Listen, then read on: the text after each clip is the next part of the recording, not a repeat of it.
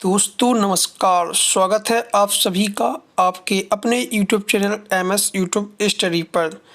तो दोस्तों आज हम देखेंगे हमारे क्लास 10th का विज्ञान का मॉडल पेपर, जो कि बोर्ड परीक्षा 2022 के लिए बहुत ही महत्वपूर्ण है दोस्तों।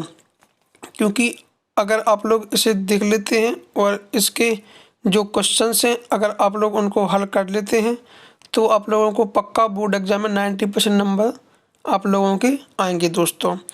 तो कहीं नहीं जाना है, आप लोगों को बने रहना है हमारे साथ वीडियो में शुरू से लेके अंत तक, ठीक है। तो ये हमारा विज्ञान का मॉडल पेपर है जो 2022 परीक्षा के लिए बहुत ही इम्पोर्टेंट है दोस्तों। तो सबसे पहले हमें जो इसमें निर्देश दिए रहते हैं हमें उन्हें ज़रूर ही पढ़ लेना चाहिए दोस्तों, क्योंकि जो निर्देश दिए रहते हैं उन निर्देशों से हम अपने पेपर को बहुत ही अच्छी से सॉल्व कर सकते हैं। क्योंकि अगर जब तक हम निर्देश नहीं पढ़ेंगे तो हमें पेपर का पता नहीं होगा कि पेपर में कौन प्रश्न कैसे करना है, ठीक है। तो हमें निर्देश जरूर पढ़ लेने चाहिए। तो हमें निर्देश हम आप लोगों को पढ़ा देते हैं। तो सबसे पहले हमें दिया गया है कि समय हमारे पास दिया जाता है हमें 3 घंटे 15 मिनट, जो कि हर साल बोर्ड एग्जाम में यूपी बोर्ड के दिया होता है, ठीक है। और पूर्णांक 70 होते हैं क्लास 10th के एग्जाम में, ठीक है। ऑल सब्जेक्ट में क्लास 10th के पूर्णांक 70 ही होते हैं। तो ये हमारे विज्ञान का मॉडल पेपर है, ठीक है, कक्षा 10 का। और इसके जो पूर्णांक हैं वो होते हैं 70, ठीक है। और हमें समय मिलता है 3 घंटे 15 मिनट। अब देखो इसमें निर्देश दिया गया है कि प्रारंभ के 15 मिनट परीक्षार्थियों को प्रश्न पत्र पढ़ने के लिए निर्धारित हैं, ठीक है। आप लोग समझ रहे हैं कि जो प्रारंभ के 15 मिनट दिए गए हैं वे आप लोगों को प्रश्न पत्र पढ़ने के लिए निर्धारित हैं कि तो आप लोगों को पूरे प्रश्न पत्र को एक बार देख लेना है, ठीक है। ऐसे देखो ये हमें इसमें एक कुछ है, ठीक है। तो ये हमारा पूरा पेपर होता है ऐसा। फिर इसमें सामान्य निर्देश दिए हैं, इन्हें भी हम पढ़ लेते हैं।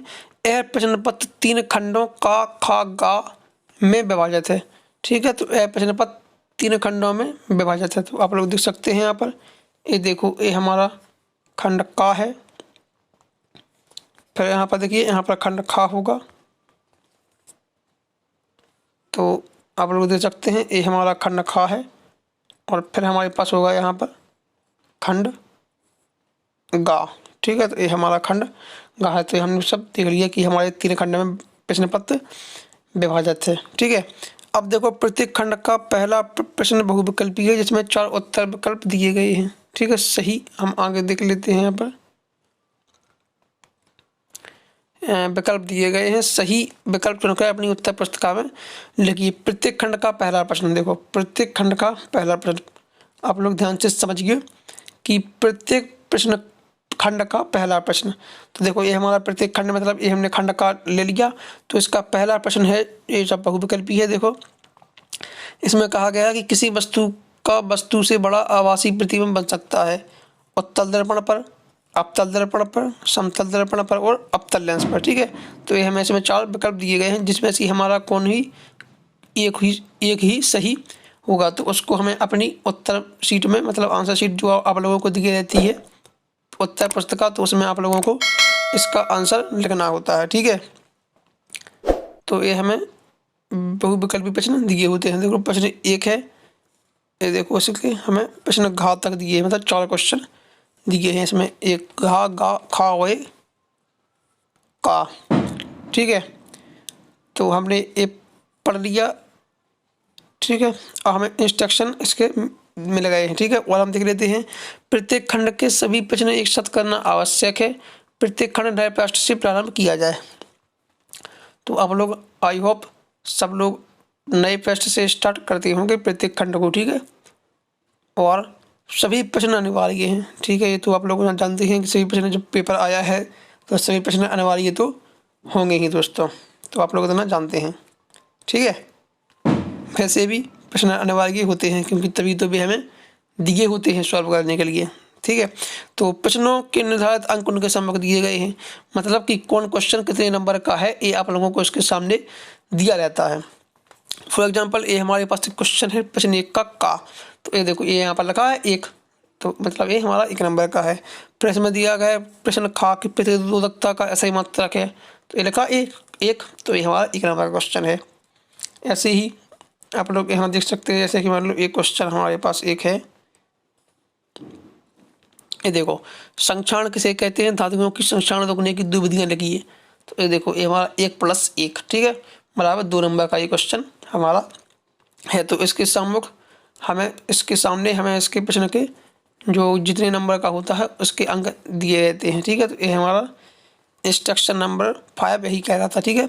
अब देखो 6वां निर्देश की आवश्यकता अनुसार अपने उत्तरों की पुष्टि स्वच्छ एवं नामांकित चित्रों तथा रासायनिक समीकरणों द्वारा कीजिए, ठीक है। अगर कोई भी क्वेश्चन में आप लोगों को कोई चित्र बनाना है, डायग्राम बनाना है, या कोई रासायनिक समीकरण देना है, तो आप लोग उसे जरूर ही दीजिए, लेकिन आप लोग चित्र को बिल्कुल साफ, स्वच्छ एवं सुंदर बनाइए, जिससे जो जांचने वाला कॉपी जांचने वाला होगा उसको बिल्कुल सब कुछ समझ में आ जाए और वो आप लोगों को भर भर कर नंबर दे दे दोस्तों। तो आप लोगों को चित्र कोई भी डायग्राम हो तो उसको एकदम स्वच्छ और साफ स्पष्ट बनाना है। और जहाँ पर आप लोगों को केमिस्ट्री में रासायनिक समीकरण देने की ज़रूरत हो तो आप लोग वहाँ पर रासायनिक समीकरण दे सकते हैं, जिससे कि एग्जामिनर को कोई भी चेक करने में दिक्कत ना हो, ठीक है। तो हम चलते हैं अपने खंड का पर। तो देखो ये हमारे पास खंड का है कि किसी वस्तु से बड़ा आभासी प्रतिबिंब बन सकता है, ठीक है। तो ये हमारा उत्तल दर्पण पर और अवतल दर्पण पर, समतल दर्पण पर, अवतल लेंस पर। अब दोस्तों अगर आप लोग इसका सॉल्यूशन चाहते हैं तो आप लोग मुझे कमेंट कीजिए, तो मैं आप लोगों को जल्दी ही इसका सॉल्यूशन प्रोवाइड कर दूंगा दोस्तों, ठीक है। अगर आप लोग चाहते हैं तो आप लोग कमेंट हमें ज़रूर कर दीजिए दोस्तों, तो मैं आप लोगों का ज़रूर ही और जल्दी ही आप लोगों को इसका सॉल्यूशन प्रोवाइड कर दूंगा।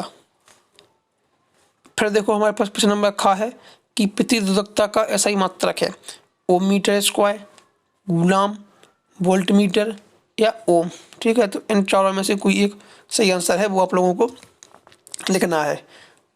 फिर विद्युत धारा उत्पन्न करने की युक्ति को कहते हैं जनित, गैल्वेनोमीटर, एमीटर या मोटर, ठीक है। तो ये हमारे साथ बहुविकल्पी प्रश्न हैं जो कि हमारे पास हमें केवल 1-1 नंबर के पूछे जाते हैं हर खंड में, ठीक है। फिर अभिनित लेंस की फोकस दूरी में परिवर्तन किया जाता है पुतली द्वारा, दृष्टिपटल द्वारा, पक्षमापी द्वारा, परितालिका द्वारा। तो इनमें से कोई एक क्वेश्चन सही है जो कि हमें इसका आंसर देना होता है, ठीक है। अब हमारे पास आता है प्रश्न नंबर 2, ठीक है। तो ये हमारा प्रश्न नंबर 2 है। तो वाहनों में किस प्रकार के दर्पण को पश्च दृश्य दर्पण के रूप में वरीयता दी जाती है और क्यों?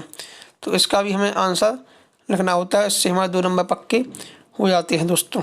अगर आप लोग सॉल्यूशन चाहते हैं तो आप लोग मुझे कमेंट कीजिए, मैं आप लोगों को सॉल्यूशन प्रोवाइड कर दूंगा वीडियो के जरिए। और आप लोगों ने चैनल सब्सक्राइब नहीं किया है तो चैनल को सब्सक्राइब करके रख लीजिए, क्योंकि जैसे ही मेरा वीडियो आएगा तो आप लोगों को सबसे पहले दिखने के लिए मिल जाएगा। तो आप लोग चैनल को सब्सक्राइब कर लीजिए और घंटी को ऑल पर कर दीजिए, जिससे जैसे ही मेरा वीडियो आता है तो आप लोगों के पास सबसे पहले उसका नोटिफिकेशन पहुंच जाए, ठीक है। फिर देखो किसी अवतल लेंस की फोकस दूरी 15 सेंटीमीटर है, वस्तु को लेंस से कितनी दूरी पर रखें कि इसके द्वारा वस्तु का लेंस से 10 सेंटीमीटर दूरी पर प्रतिबिंब बने। फिर देखो ये हमारे पास जरा दृष्टि दोष क्या है, इसका निर्माण कैसे होता है। तो आई होप अगर आप लोगों ने पढ़ा है तो आप लोगों को जरा दृष्टि दोष आता है, ठीक है। अगर नहीं पढ़ा है तो आप लोग मुझे कमेंट कीजिए, मैं आप लोगों को जल्द ही इसके सॉल्यूशंस और बढ़िया बढ़िया नोट्स इसके प्रोवाइड कर दूंगा। प्रकाश के परावर्तन के नियम लिखिए। 20 सेमी वक्रता त्रिज्या वाले अवतल दर्पण के सामने, ठीक है, ये हमारा पहला क्वेश्चन है, 5 सेमी दूरी पर है। फिर दूसरा है 15 सेमी दूरी पर कोई वस्तु रखने पर प्रत्येक स्थिति में प्रतिबिंब कहाँ और कैसे बनेगा ज्ञात कीजिए, ठीक है। तो ये हमारा 4 नंबर का क्वेश्चन है, ऐसा कि आप लोग देख पा रहे होंगे, ठीक है। अब लेकिन इसमें हमें क्या दिया गया है, अथवा। अब अथवा का मतलब आप लोग समझते हैं, अगर समझते हैं तो अच्छी बात है और नहीं समझते हैं तो आप लोग समझ लीजिए, ठीक है। तो इसका मतलब ये होता है कि आप लोगों को ये क्वेश्चन दिया है, ये वाला जो मैंने अभी आप लोगों को पढ़ के बताया है, ठीक है। फिर हमें इसके बाद ये क्वेश्चन दिया होता है कि लेंस क्या होता है, प्रकाशित कोणों के आधार पर यह कितने प्रकार के होते हैं। उत्तर, लेंस की प्रथम फोकस तथा लेंस के बीच पर स्थित वस्तु के प्रतिबिंब का बनना किरण आगे खींच के दर्शाइए। तो इसका मतलब ये होता है अथवा का कि आप लोगों को या क्वेश्चन ए करना है, ठीक है, आप लोग समझ रहे हैं, या क्वेश्चन हमें ए करना है या क्वेश्चन हमें ए करना है, ठीक है, हमें 2 क्वेश्चन नहीं करने हैं, ठीक है, या आप लोग इसे कर दीजिए या आप लोग इसे कर दीजिए, ठीक है। तो इन 2 क्वेश्चनों में से आप लोगों को कोई एक करना है, ठीक है। जैसे मान लो आपने ए नंबर का क्वेश्चन कर दिया तो आप लोगों को दूसरे नंबर का क्वेश्चन ये नहीं करना है, ठीक है। तो इसका मतलब ये होता है कि आप लोगों को कोई एक क्वेश्चन करना है और आप लोग मत सोचिए कि आप लोगों को दो क्वेश्चन कर देंगे तो आप लोगों को 2 क्वेश्चनों के नंबर मिल जाएंगे दोस्तों, तो ऐसा बिल्कुल नहीं होता है, ठीक है। तो अथवा मतलब ये होता है कि आप लोगों को 2 क्वेश्चन दिए होंगे जिसमें से कोई आप लोगों को एक सॉल्व करना होता है। अब देखो खा क्वेश्चन दिया है कि किसी चालक का प्रतिरोध किन कारकों पर निर्भर करता है, दिए गए पदार्थ के किसी ई लंबाई तथा ए मोटाई के तार का प्रतिरोध 4 ओम है, इस पदार्थ के किसी अन्य तार का प्रतिरोध क्या होगा, इसकी लंबाई 1/2 तथा मोटाई 2a है, ठीक है। अथवा अब देखो इसमें भी अथवा दिया है, मतलब दूसरा क्वेश्चन यहाँ पास है कि विद्युत विभवांतर की परिभाषा तथा मात्रक लिखिए, 10 ओम 20 ओम तथा 30 ओम के प्रतिरोध यदि फर्स्ट क्वेश्चन है समांतर क्रम में है, सेकंड क्वेश्चन है श्रेणी क्रम में जोड़ दिए जाएं तो समतुल्य प्रतिरोध की गणना कीजिए। तो ये हम 2 में से क्वेश्चन हमें एक ही हल करना है। तो अब अगर आप लोग इसका सलूशन चाहते हैं तो आप लोग कमेंट करिए दोस्तों। फिर देखो क्वेश्चन नंबर 4 है, विद्युत मोटर का नामांकित आरेख खींचकर सिद्धांत तथा कार्यविधि स्पष्ट कीजिए। तो 1 + 2 + 4 बराबर, ये हमारा 7 नंबर का क्वेश्चन है। तो अगर आप लोगों को इस क्वेश्चन को तैयार कर लेते हैं आप लोगों को 7 नंबर पक्के हो जाएंगे। और अगर आप लोग इसको तैयार करना चाहते हैं तो आप लोग मुझे कमेंट कीजिए, मैं आप लोगों को बढ़िया एकदम स्पष्ट और सुंदर राइटिंग में आप लोगों को नोट्स प्रोवाइड इसके वीडियो के जरिए कर दूंगा, ठीक है। तो आप लोग कमेंट कीजिए। और परिनलिका किसे कहते हैं, परिनलिका चुंबक की भांति कैसे व्यवहार करती है, किसी क्षण चुंबक की सहायता से विद्युत धारावाही परिनलिका के उत्तर तथा दक्षिण ध्रुव का निर्धारण कैसे किया जाता है, ठीक है। तो एक क्वेश्चन है, ये हमारा 7 नंबर का क्वेश्चन है, लेकिन इन दोनों में से हमें कोई एक ही क्वेश्चन करना है, या ये, ठीक है। अब चलते हैं खंड खा पर। खंड खा में क्या होता है, खंड खा में हमें दी होती है केमिस्ट्री, ठीक है, जो आप लोगों का विज्ञान है। आप लोगों के विज्ञान में 3 भाग होते हैं, एक होता है फिजिक्स मीन्स भौतिक विज्ञान, ठीक है, एक होता है हमारा फिजिक्स, ठीक है, फिजिक्स मीन्स होता है भौतिक विज्ञान, ठीक है। और फिर दूसरा पार्ट हमें दिया होता है इसमें केमिस्ट्री, CHEMISTRY, ठीक है, केमिस्ट्री में होता है रसायन विज्ञान,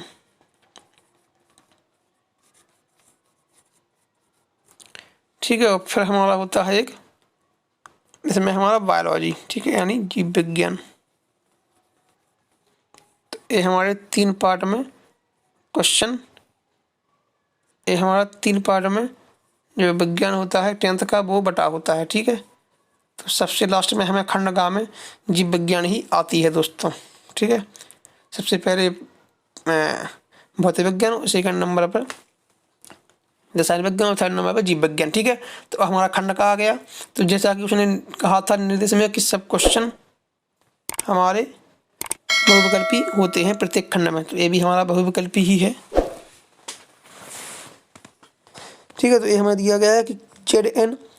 अब आप लोग जानते होंगे Zn क्या होता है, Zn होता है हमारा जिंक, ठीक है, जिंक मीन्स जस्ता, जो कि एक मेटल है, धातु है, प्लस CuSO4, मतलब Zn प्लस CuSO4 से बनता है ZnSO4 यानी जिंक सल्फेट प्लस Cu यानी कॉपर, ठीक है। रासायनिक अभिक्रिया किस प्रकार की है, अब आप लोगों को बताना है कि संयोजन अभिक्रिया है, विस्थापन अभिक्रिया है, द्विविस्थापन अभिक्रिया है या फ्यूजन अभिक्रिया है। तो इसको आप लोगों को आंसर देना है। अगर आप लोगों ने पढ़ा है तो आप लोगों को आता होगा, और नहीं पढ़ा है तो आप लोग मुझे कमेंट कीजिए और जल्दी से मैं आप लोगों को इसका वीडियो प्रोवाइड कर दूंगा। वीडियो आप लोगों के पास सबसे पहले पहुंच जाए, इसलिए आप लोगों को चैनल को सब्सक्राइब करके रख लेना है, ठीक है। तो आप लोग मुझे कमेंट कीजिए तो मैं आप लोगों को आंसर इसका प्रोवाइड कर दूंगा, वो भी बिल्कुल नोट्स के साथ। फिर देखो जल की कठोरता को हटाने के लिए निम्न में से किसका उपयोग किया जाता है, बेकिंग सोडा, धावन सोडा, व्यंजक चूर्ण और प्लास्टर ऑफ पेरिस। तो इस क्वेश्चन का भी आंसर मैं आप लोगों को अपने नेक्स्ट वीडियो में प्रोवाइड कर दूंगा जब आप लोग मुझे कमेंट करेंगे। तो ठीक है। फिर देखो निम्न में से किस यौगिक में OH एक क्रियात्मक समूह है। अब देखो ब्यूटेनॉल, ब्यूटेनॉल, ब्यूटेनोइक अम्ल और ब्यूटेनॉल, ठीक है। तो इसका आप लोगों ने अगर पढ़ा है तो आप लोगों को आता होगा, और नहीं पढ़ा है चलो मैं इसका आप लोगों को आंसर बता देता हूँ। तो इसका आंसर हो जाएगा ये हमारा दूसरा, ठीक है। ये होता है ब्यूटेनॉल में, ठीक है। जो इसका क्रियात्मक समूह है वो होता है OH। OH मीन्स इसका होता है ऑल, ठीक है। तो ये हमारा जुड़ा है ब्यूटे और नॉल, ठीक है।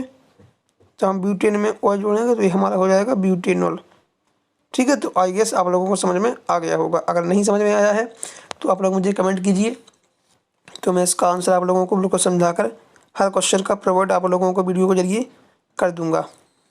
फिर देखो हमारा क्वेश्चन नंबर 6 है कि रेडॉक्स अभिक्रिया से क्या अभिप्राय है, रासायनिक अभिक्रिया का उदाहरण देकर समझाइए। तो ये हमारा 2 नंबर का क्वेश्चन होता है। बेकिंग सोडा बनाने की विधि ज़्यादा उपयोग लगी है, ये भी हमारा 2 नंबर का क्वेश्चन होता है दोस्तों। फिर देखो फिर हमारे पास है आधुनिक आवर्त नियम क्या है। आवर्त सारणी के किसी आवर्त में बाएं से दाएं जाने पर परमाणु त्रिज्या में क्या परिवर्तन होता है, ठीक है। तो ये हमें क्वेश्चन का आंसर लिखना है, जो कि हमारे पास 2 नंबर का क्वेश्चन ये है। अब देखो क्वेश्चन नंबर 7 का ये हमारे पास निम्नलिखित का IUPAC नाम लिखिए। तो ये हमारे बहुत इंपॉर्टेंट है, क्योंकि अगर आप लोग क्लास 11th में साइंस लेते हैं, मतलब साइंस साइड से पढ़ते हैं, तो आप लोगों को ये आना चाहिए, क्योंकि बोर्ड एग्जाम में 12th के ये भी क्वेश्चन बहुत बार पूछे जाते हैं, ठीक है। तो ये आप लोगों के लिए इम्पोर्टेंट हैं, आप लोगों से जरूर ही तैयार कर लीजिए, ठीक है। तो ये देखो CH3 यहाँ पर हमें एक दिया है, इसका हमें IUPAC नाम लिखना है, ठीक है। तो इसमें एक लंबी चेन बनती है, जिसमें जो भी ज़्यादा लंबी चेन बने हम उसी को प्रीफ्रेंस देते हैं। फिर इसकी एक काउंटिंग होती है कि इसे 1 नंबर देंगे, इसे 2, फिर इसे 3, इसे 4, फिर इसे 5। तो इसका नाम होगा 4,4 डाईमेथिल, ठीक है, पेंटेनोइक एसिड।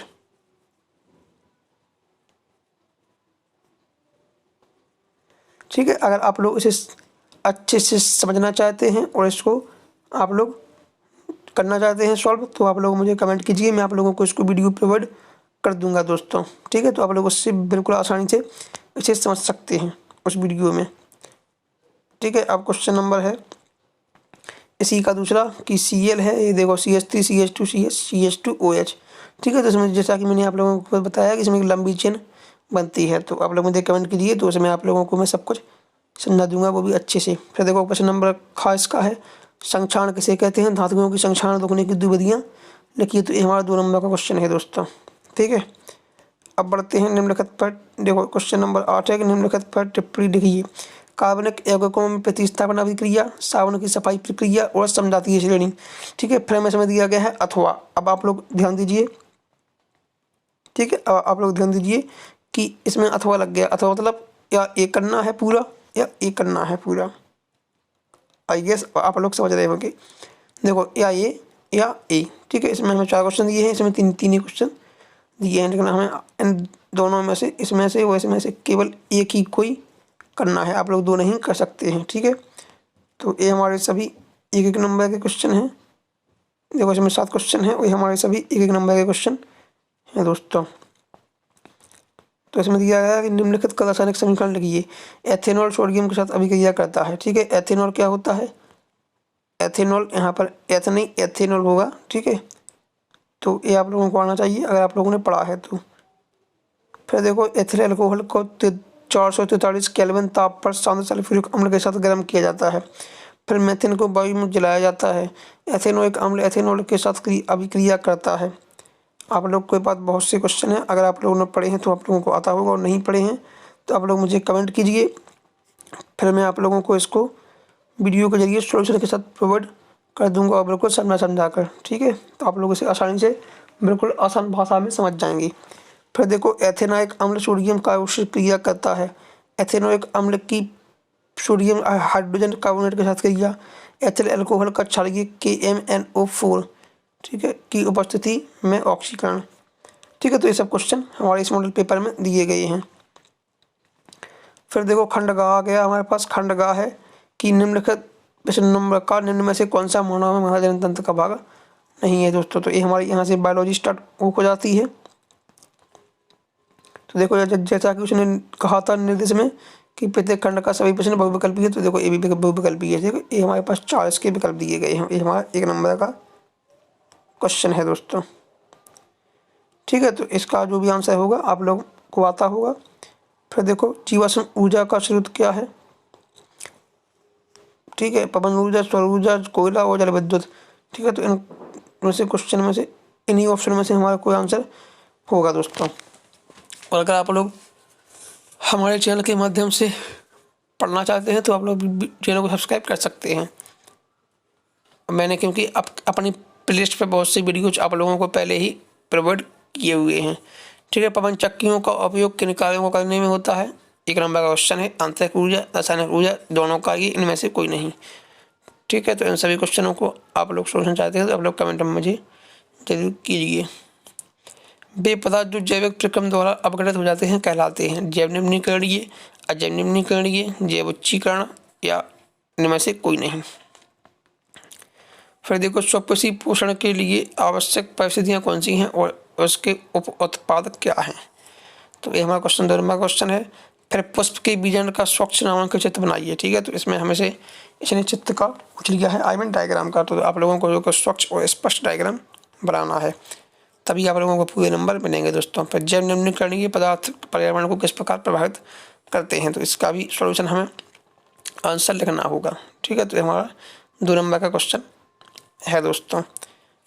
फिर प्रश्न नंबर 11 है कायक प्रवर्धन क्या है, उदाहरण सहित वर्णन कीजिए। तो इसमें अथवा लग गया, तो मतलब इसमें से या ए। ठीक है, इन दो में से कोई एक ही क्वेश्चन करना है। अथवा में है कि मानव जनन तंत्र का स्वच्छ नामांकित चित्र बनाइए तथा इसका संक्षिप्त वर्णन कीजिए। तो ये हमारे 4 नंबर का क्वेश्चन है दोस्तों। फिर देखो, फिर इसमें क्वेश्चन ए लास्ट में प्रश्न नंबर खा है 11 का कि लिंग गुणसूत्र किसे कहते हैं, मानव में लिंग निर्धारण की प्रक्रिया को समझाइए। तो अगर आप लोगों को आता है तो आप लोग लिख सकते हैं, नहीं आता है तो आप लोग अपनी बुक में देख लीजिए या आप लोग मुझे कमेंट कीजिए, तो मैं आप लोगों को इसका आंसर प्रोवाइड कर दूंगा दोस्तों। फिर देखो जीवाश्म क्या है, वे जैव विकास प्रक्रम के विषय में क्या दर्शाते हैं। तो इस क्वेश्चन का भी हमें आंसर देना है। फिर है मानव पाचन तंत्र का नामांकित चित्र बनाकर आमाशय तथा क्षुद्रांत में होने वाली पाचन क्रिया का वर्णन कीजिए। या अथवा पादपों में परिवहन से आप क्या समझते हैं। पौधों में जल, भोजन तथा अन्य पदार्थों के स्थान को स्पष्ट कीजिए दोस्तों। तो ये हमारा पूरा वो था मॉडल पेपर, जो कि हमारी क्लास 10th बोर्ड एग्जाम 2022 के लिए बहुत ही इम्पोर्टेंट है दोस्तों। ठीक है, तो आप लोग इसे तैयार कर लीजिए और आप लोग मुझे कमेंट एक बार कर दीजिए, तो मैं आप लोगों को इसके सभी आंसर आप लोगों को अपने नेक्स्ट वीडियो में प्रोवाइड कर दूंगा। आप लोगों तक हमारा वीडियो जल्द से जल्द पहुंच जाए अपलोड होते ही, तो इसके लिए आप लोगों को चैनल को सब्सक्राइब कर लेना है दोस्तों। ठीक है, और अगर वीडियो पसंद आया है तो वीडियो को लाइक कर दीजिए और चैनल को सब्सक्राइब कर दीजिए दोस्तों। और अगर आप लोग सोल्यूशन चाहते हैं तो आप लोग हमें कमेंट कीजिए दोस्तों। ठीक है, thanks for watching this video. मिलते हैं आपसे नेक्स्ट वीडियो में।